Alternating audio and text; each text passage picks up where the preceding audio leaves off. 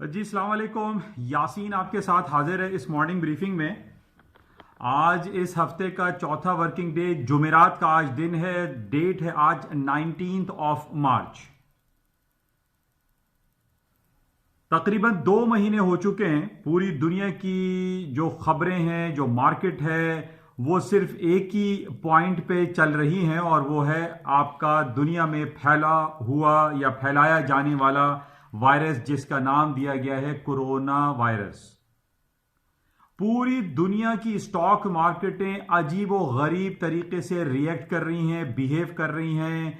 ऐसा मालूम होता है कि बस पूरी दुनिया में सिर्फ एक ही मामला चल रहा है और वो है कोरोना वायरस पैंडेमिक, जो कि पहले एपिडेमिक था। सिर्फ चाइना और इटली में ये बातें मशहूर थी कि जनाब वहाँ पर एक ऐसा वायरस आया है जिसकी वजह से हमारी जो सांस का निज़ाम है, जो रिस्पायरेटरी सिस्टम है, उसको वो डैमेज करता है। जल्द अज जल्द इंसान को बुखार चढ़ता है, नज़ला होती है, खांसी होता है और वो मर जाता है। पूरी दुनिया को खौफ में मुब्तला कर दिया गया। जैसे कि कुछ दिनों पहले भी मैंने बहुत सारे वाकयात आपको बताएं कि आजकल दुनिया में जो मीडिया वॉर है, जो मेडिकल हाइप है या मीडिया हाइप है, इस बेसिस पे पूरी दुनिया ये समझती है कि बस अब दुनिया खत्म होने वाली है। लेकिन ऐसा कुछ नहीं है। मैंने बहुत अरसे से आपसे 2-3 पॉइंट्स वो मैं डिस्कस कर रहा हूं और उसमें सबसे ज्यादा चाइना को मैंने कवरेज दी कि चाइना जो जिस तरीके से पूरी दुनिया में छाता चला जा रहा है, उससे दुनिया की जो बड़ी बड़ी पावर्स हैं, जो बड़ी बड़ी कुव्वतें हैं, जिसमें अमेरिका है, यूरोप है, वो खौफजदा हैं। चाइना से खौफ ज़दा है कि चाइना जिस तरीके से पूरी दुनिया में बिजनेस एक्टिविटी प्रमोट कर रहा है, बिजनेस पे छाता चला जा रहा है। दुनिया में कहीं पर भी आप कोई शॉपिंग के लिए जाते हैं, कोई आइटम खरीदते हैं या आइटम से रिलेटेड जो भी चीजें हैं, उसमें मेड इन चाइना का टैग लगा हुआ होता है या चाइना का अमल दखल उसमें दिखाई देता है। आप अपने दाएं बाएं भी जरा नजर उठा के देखिए तो आपको नजर आएगा made in China, made in America, made in USA, made in England, made in Germany, made in France. ये दौर अब खत्म हो चुका है। ये 70s, 60s और 80s के दौर में हम देखा करते थे कि made in Germany, made in France, made in Czechoslovakia, made in USA की चीजें चलती थी। लेकिन अब वो दौर नहीं रहा, यकसर खत्म हो चुका है। अमेरिका बजाते खुद अमेरिका चाइना की इंपोर्ट पर रिलाय करता है। 70 to 80% प्रोडक्ट अमेरिका चाइना से खरीदता है। पिछले एक साल से मैं आपसे ये जिक्र करता रहा कि जनाब अमेरिका चाइनीज गुड्स पर डिफरेंट बिलियंस ऑफ डॉलर के 10%, 20%, 5% इंपोर्ट ड्यूटीज लगाता चला जा रहा है और बिलियंस ऑफ डॉलर के टैक्सेस अमेरिका ने चाइनीज गुड्स पर लगाए।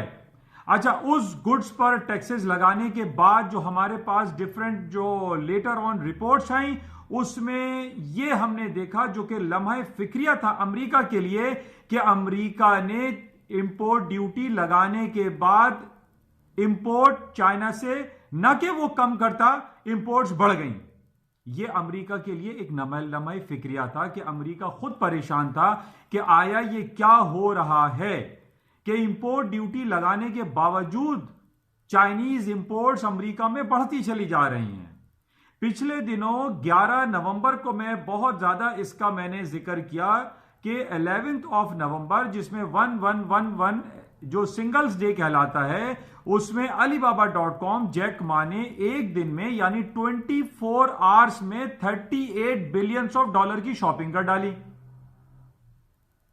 उसके बाद जो thanks giving day, new year holiday, cyber Monday, ये जो क्रिसमस डेज आए, ये तकरीबन 25 से 30 दिन बने। इसमें अमेरिका और यूरोप ने जो शॉपिंग की वो की 25 बिलियंस ऑफ डॉलर की 25 से 30 दिनों में, और चाइना कर रहा है एक दिन में 38 अरब डॉलर। इस बात पे पूरी दुनिया के कान खड़े हो गए कि ये चाइना कौन सी मखलूक है जो कि इतने टैक्सेस और इतने मार खाने के बावजूद भी इनकी इंपोर्ट पूरी दुनिया में बढ़ती जा रही है और अमेरिका और चाइना की एक्सपोर्ट बढ़ती जा रही है, दिन दूगनी रात चौगनी।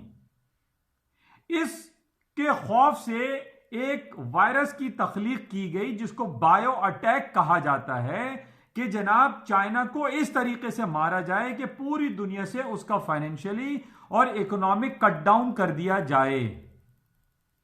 ये सिर्फ मैं नहीं कह रहा हूं, ये आप मुख्तलिफ खबरें पढ़ें, मुख्तलिफ रिसर्च रिपोर्टें पढ़ें, उसमें ये लिखा हुआ है। और आजकल जब से ये कोरोना वायरस का जो ड्रामा रचाया जा रहा है पूरी दुनिया में, इस बेसिस पे तो ये मीडिया भरा पड़ा हुआ है कि ये सारा अमेरिकन लॉबी या यूरोपियन लॉबी ने आपस में मिलकर चाइना को तबाह व बर्बाद करने के चक्कर में ये कोरोना वायरस पैंडेमिक का ड्रामा पूरी दुनिया में जोरों शोर से रचाया जा रहा है।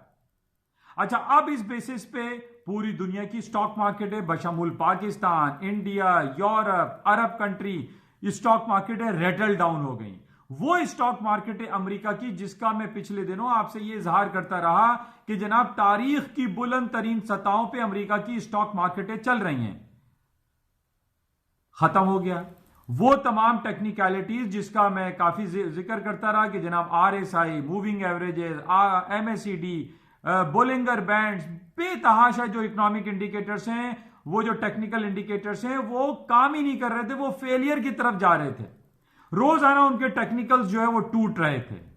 अब इस तमाम मार्केट को जिसका RSI 80s एंड 90s में पहुंच गया, मूविंग एवरेजेस हाईएस्ट लेवल पे पहुंच गए, इनको गिराने के लिए, इनको डाउन होने के लिए कोई एक खबर चाहिए थी और वो खबर हमारे सामने आ गई कोरोना वायरस के तौर पर। अब इस पूरे कोरोना वायरस का जो सबसे ज्यादा मेन मकसद दिखाई देता है वो सिर्फ और सिर्फ चाइना की तबाही दिखाई देती है कि चाइना को मारा जाए। आप जरा अपने दाएं बाएं देखिए या फिर आप जो ट्रैवल करते हैं, जो मोटरवेज पाकिस्तान में जो CPEC और CTEC खुंजराब तक जो रोडें बना दी गई हैं वो अनबिलीवेबल हैं। वो चाइनीज ने बनाई हैं, वो चाइनीज इकोनॉमी के तहत बनाई गई हैं। CPEC, CTEC, China Turkey economic corridor, China ने बीजिंग से लेकर लंदन तक एक ट्रेन बिछा दी है जो 12,000 किलोमीटर का फासला तय करती है। वो ट्रेन जो कि पहले, यानी वो जो बहरी जहाज होते थे जो कि 100 कंटेनर चाइना का लेके जाते थे, वो अब 1,000 कंटेनर लेकर जा रहे हैं। पूरी चाइनीज मार्केट जो है आपको नजर आएगी बर्तानिया में, यूरोप में, अमेरिका में, एशियन कंट्रीज में। तो चाइना को रोकने के लिए यह काम किया गया है, यह अमल दखल किया गया है। कोरोना वायरस का एक ड्रामा पूरी दुनिया में रचाया गया है, पूरी दुनिया को लॉकडाउन करने की कोशिश की है। कल हमने देखा कि पाकिस्तान में बहुत सारे इलाकों में जो अनडिक्लेयर्ड एरियाज हैं, जो शॉपिंग सेंटर्स हैं, उनको लॉकडाउन कर दिया गया, उनको बंद कर दिया गया। इसी तरीके से यूरोप में हमने देखा पहले इटली लॉकडाउन हुआ, फिर फ्रांस, जर्मनी, स्पेन, बर्तानिया और कल अमेरिका में तकरीबन 40 स्टेट्स को लॉकडाउन कर दिया गया। यानी दुनिया में यह जाहिर किया जा रहा है कि जनाब ये कोरोना वायरस पूरी दुनिया की आबादी को खत्म कर देगा। हालांकि जो रिपोर्ट्स हमारे पास हैं उसमें ऐसा कतन नहीं है। यह नज़ला और बुखार एक आम आदमी को डेली बेसिस पर होता है। मुझे और आपको भी चेक करेंगे थर्मोगन से तो आपको पता चलेगा कि 99 या 100 आपको एक टेम्परेचर रहता है। यह टेम्परेचर का नाम दे दिया गया जिसको कोरोना वायरस कह दिया गया और पूरी दुनिया में इसका खौफ बैठा दिया गया है। दुनिया में कमोबेश इस वक्त 7 अरब लोगों की आबादी है। उस 7 अरब में अगर आप हिसाब लगाइए तकरीबन 20 से 25 हजार आदमी ऐसे ही मरते हैं, डेली बेसिस पे उनकी डेथ मौत वाकई होती है। चाहे वो कैंसर से मर रहे हो, या वो जिगर के आर्जे में हो, या डायबिटिक हाईएस्ट लेवल पर हो, या उनको ब्लड प्रेशर हो, या उनके कोई ऑर्गन प्रॉब्लम हो, वो डेली बेसिस पे पूरी दुनिया में लोग मरते हैं। लेकिन ये कह देना कि कोरोना वायरस से वो मर रहे हैं और ये पैंडेमिक है, ये अछूत है, छूत है, एक दूसरे से लग रहा है, इसको यकसर हमें कबूल नहीं करना पड़ेगा। ये नाकाबिल कबूल है। हमें इस चीज को समझने की जरूरत है कि पूरी दुनिया में चाइना के खिलाफ ये एक मुहिम शुरू की गई कि उसको तबाह किया जाए। लेकिन उस मुहिम में जो है आप ये समझिए कि यूरोप और अमेरिका खुद वो पिटते हुए दिखाई दे रहे हैं। वो एक कहावत है कि जब आप किसी दूसरे के लिए गड्ढा खोदते हैं तो आप खुद सबसे पहले उसमें गिर जाते हैं। तो यही सूरत हाल हमें दिखाई दे रही है। जो हमारे पास इकोनॉमिक रिपोर्ट्स आ रही हैं, कल अमेरिका के जो मिनिस्टर हैं, जो एक सेक्रेटरी हैं मिस्टर मुनचिन, उन्होंने ये कहा कि अभी 3.5% अमेरिका का अनएम्प्लॉयमेंट रेट चल रहा है। यह अनएम्प्लॉयमेंट रेट 20% तक जा सकता है, यानी तमाम जो बड़ी बड़ी कंपनीज हैं वो अपने लोगों को जॉबलेस कर देंगी, उनको निकाल देंगी, नौकरियां खत्म हो जाएंगी। तो जाहिर है इसका नेगेटिव इंपैक्ट पूरी दुनिया की इकोनॉमी में पड़ेगा, न सिर्फ अमेरिका में बल्कि यूरोपियन कंट्रीज में और हमारे और आपके ममालिक में भी इसके नेगेटिव असरात आएंगे। लेकिन यहां पर समझने की सबसे ज्यादा जरूरत यह है कि यह कोरोना वायरस पैंडेमिक ये एक ड्रामा रचाया जा रहा है पूरी दुनिया में, लोगों में खौफ मुब्तला किया जा रहा है कि जनाब किसी को छूने से, हाथ मिलाने से ये बीमारी फैलेगी, नाक में आप रुमाल लगाइए, आप मास्क लगाइए। ये सारा एक मीडिया हाइप है, ये एक मेडिकल हाइप है। इसको आप मुताला कीजिए, पढ़िए, गूगल पे जाइए, डिफरेंट रिपोर्ट्स पढ़िए, एनालिसिस कीजिए, तो आपको पता चलेगा कि वाकई में ये कोरोना वायरस चाइना को मारने का एक तरीका था। लेकिन मैंने आपसे पहले भी ये कहा था कि चाइना को तबाह करना, मारना कोई आसान काम नहीं। चाइना की आबादी कमोबेश इस वक्त तकरीबन 1.5 अरब प्लस में चल रही है, जबकि हम यूरोप और अमेरिका की आबादी का मुवाजना करते हैं तो अमेरिका में तो सिर्फ 34 करोड़ लोग रहते हैं। यूरोप में उठा लीजिए तो तुम्हें 1.5 से 2 करोड़ लोग वहां की आबादी है।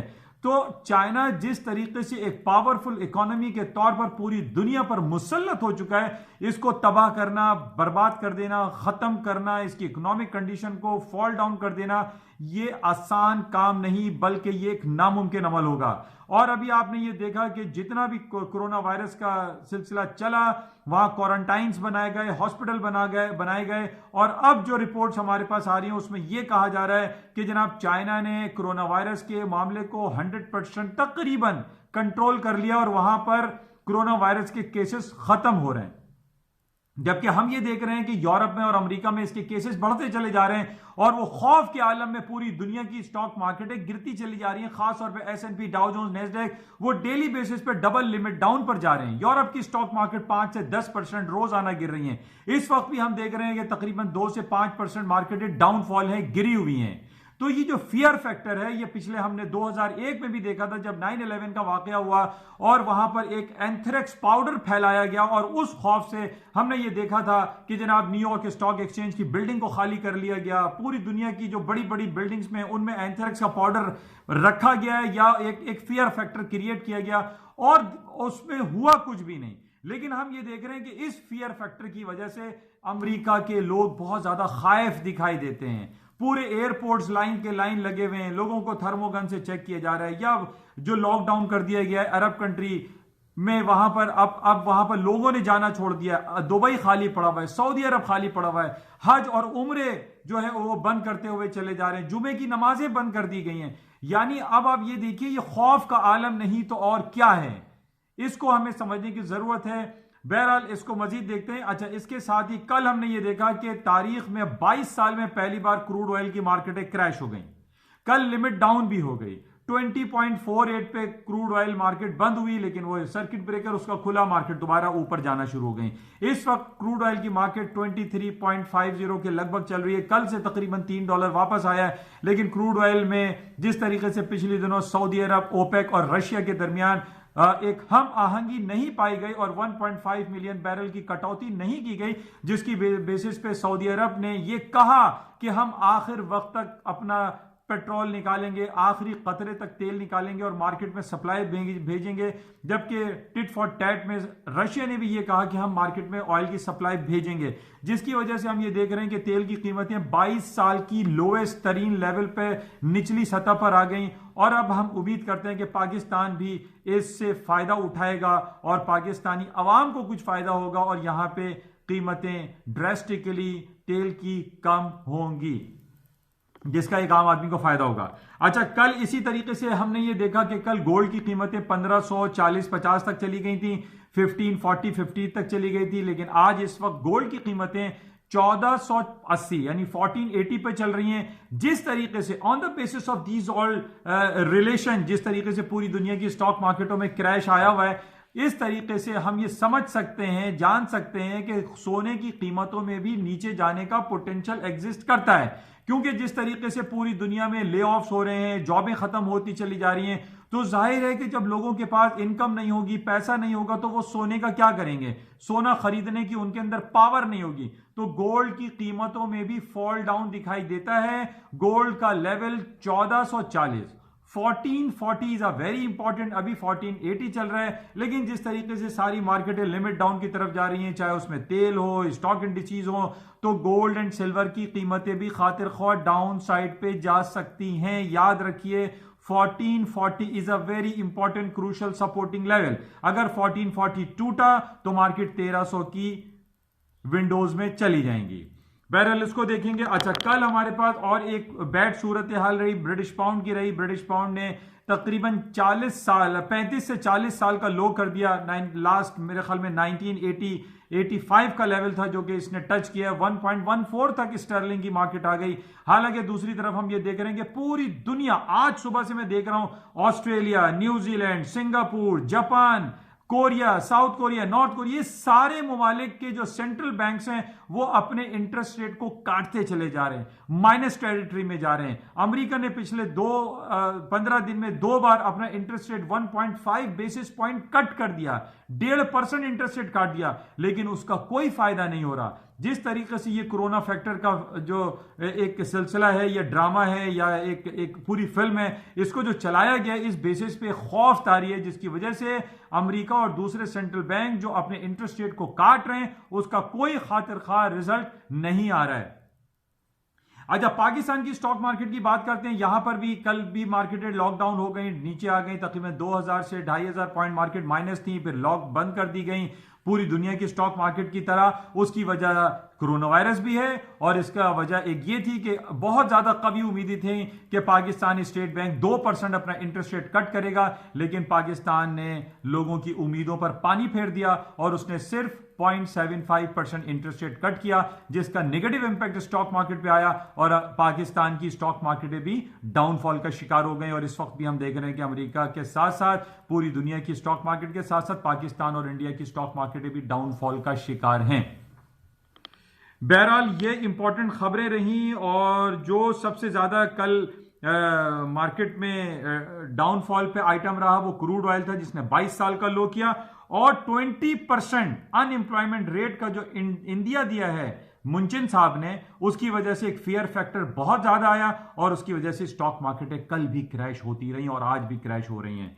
बहरहाल मजीद देखेंगे कि मार्केट में और क्या सूरत हाल रहती है। इंशाल्लाह राब्ते में रहेंगे और देखते हैं कि आज सारा दिन मार्केट में क्या होता है। ये मेरा चैनल यूट्यूब पर है, एनआई और market by Yasin, and Facebook पे इसका पेज भी है। प्लीज इसको लाइक करें, शेयर करें और सब्सक्राइब करें। इंशाल्लाह राब्ते में रहेंगे। Thank you.